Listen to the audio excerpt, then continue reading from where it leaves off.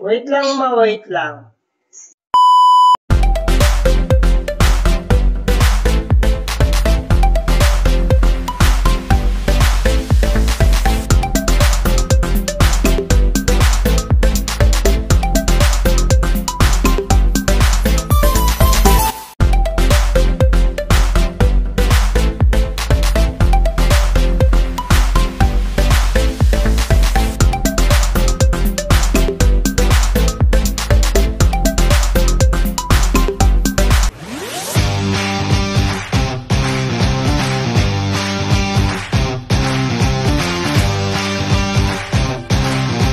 Ikaw muna magsalita. Ha? Okay. Hello guys, welcome back again sa ating channel dito sa JL Inaka Vlog. Ang pag-uusapan natin ngayon is about regarding about merchandising.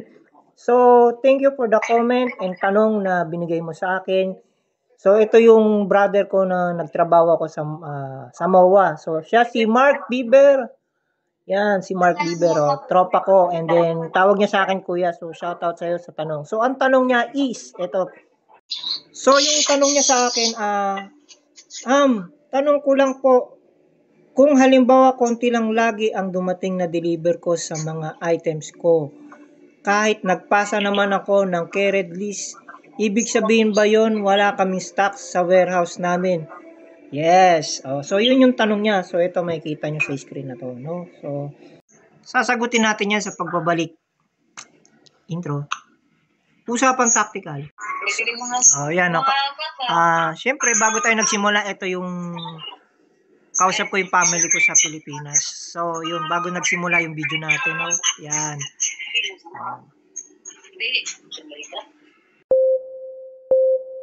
No, yung intro natin, no, uulitin ko nga ulit, no. Halimbawa, ganito. Halimbawa, konti lang lagi dumating ng deliver ko sa mga items ko. Kahit nagpasa naman ako ng carried list, ibig sabihin ba yun, wala kaming stock sa warehouse namin.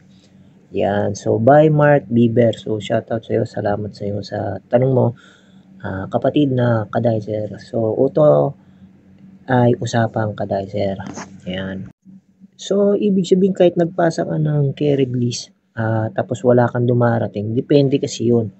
So, i-report mo muna yan kay Coor mo. No? Ngayon, bago muna kay Coor, syempre nagpasa ka ng carried list, pinagawa ka ni supervisor o kaya ni manager, hindi mo dapat din muna sila i-bypass. Lalong-lalo na ikaw yung mismong onboard. So, dapat, kung onboard ka, gumawa ka ng carried list o SO o stock ordering. No? Kaya ang ginagawa natin, nagawa mo na yung trabaho mo, so hindi mo kailangan dapat i-bypass si coordinator. No? Yan, kung gumawa ka ng carried list at wala sa yung dumadating, ngayon na at least nagawa mo na yung trabaho mo. No? Ngayon, pagdating kay Coor, naipasa mo na siya, hanggat hindi pa rin siya dumarating, yan, dapat si Coor makikipag-coordinate kay ahente. Yan, para si ahente ang magbibigay ng detalye kung bakit wala ring dumarating na stocks.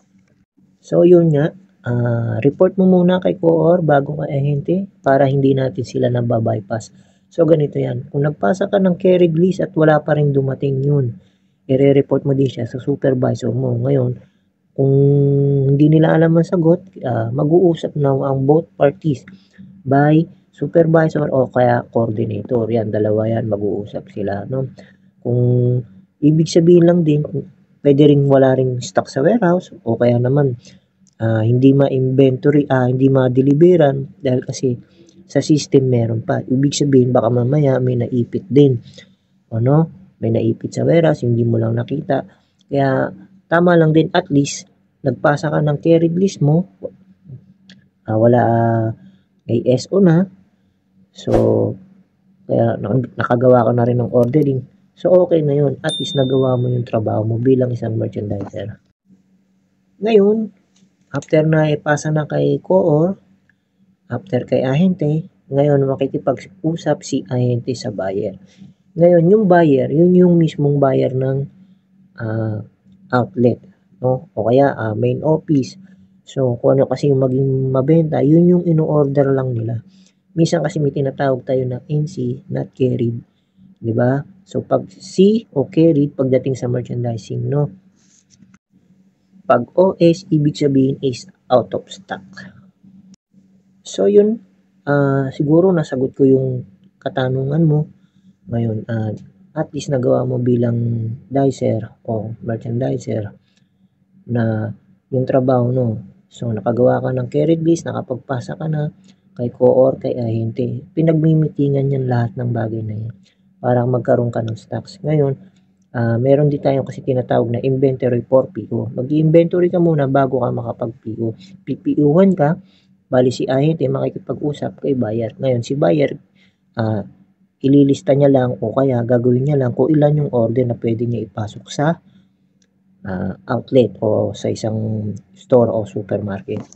So yun guys, nasagot na natin yung tanong ni Mark Bieber. So salamat sa tanong mo Mark Bieber. Sana magustuhan mo yung video ko, makakuha ko ng konting knowledge. Sabi mo nga so nasagot ko na. So don't forget to like and subscribe. So click mo na rin yung notification bell, like and subscribe para nakasunod ka na sa akin dito. At huwag niyong kalimutang mag-like at comment. Peace out, JL Nakablog. Yes, J Legends. Usapang Kadicer. Peace out.